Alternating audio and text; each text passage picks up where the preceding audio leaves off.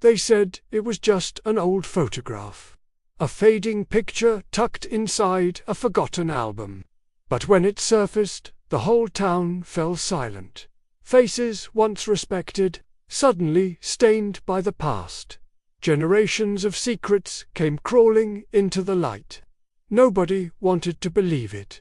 Some tried to hide it. But the truth doesn't stay buried forever. What could be so powerful in one image that it shook an entire community to its core? Marcus Taylor had lived in Maplewood his entire life. A quiet, tight-knit town where everyone knew each other's names and waved from their porches. He was the local history teacher, the kind of man who stopped to help neighbors carry groceries, and never missed a Friday night football game. Life in Maplewood felt safe, predictable, almost untouched by time. But Marcus had a passion few understood. On weekends, he searched through dusty archives, attic boxes, and estate sales, collecting pieces of the town's past. Old letters, newspapers, photographs. He believed every picture told a story worth saving. Until one Saturday afternoon, in the back corner of a thrift shop, he found it. A single photograph. At first, it looked like any other black and white picture from the 1960s until he saw the faces. The burning cross. The terrified black family, forced to stand in the background as their house smoldered behind them. The grinning men in white hoods, their faces half revealed, one of them lifting a torch like a trophy.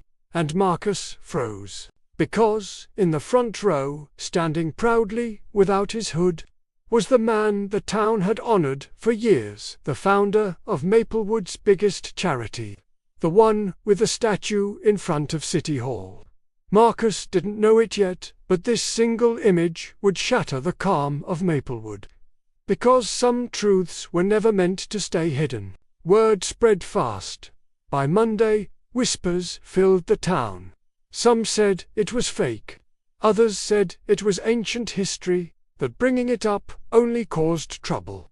But the families who had lived through those nights, the ones who remembered crosses burning on black lawns, knew the picture was real. The backlash began immediately. A truck idled outside Marcus's house one night, its headlights off. Someone spray-painted race baiter across his car. Anonymous letters told him to let the past stay buried. The school board called him in. Parents were complaining, they said.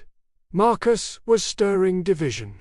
When he refused to apologize for sharing the photo, they suspended him. But Marcus couldn't let it go, because the more he dug, the more he realized this wasn't just one photo, it was one of many.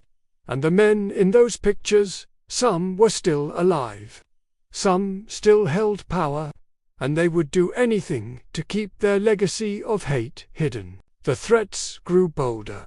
One night, a brick crashed through Marcus's living room window.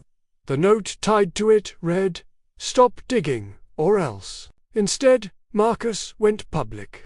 He posted the photograph online, along with names, dates, and archived police records showing cross burnings, beatings, and arrests that mysteriously disappeared. For the first time, the whole world saw what Maplewood wanted to forget. The town erupted. Some demanded justice. Others accused Marcus of faking it all to make white people look bad. But the evidence was undeniable.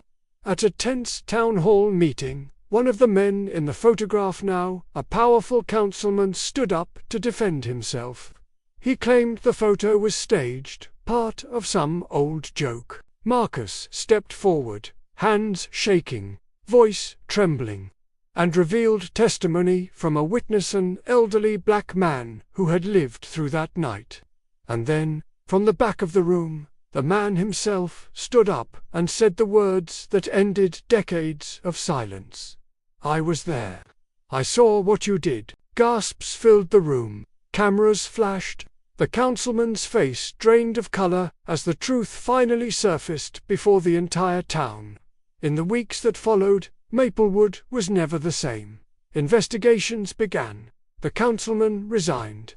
Old wounds, long hidden beneath polite smiles and small-town pride, were torn open for the world to see. Some called Marcus a hero. Others called him a traitor. He didn't care, because for every person who told him to move on, another whispered thank you through tearful-eyed people, whose families had lived with quiet pain for decades, finally felt seen. But Marcus knew this wasn't just about Maplewood.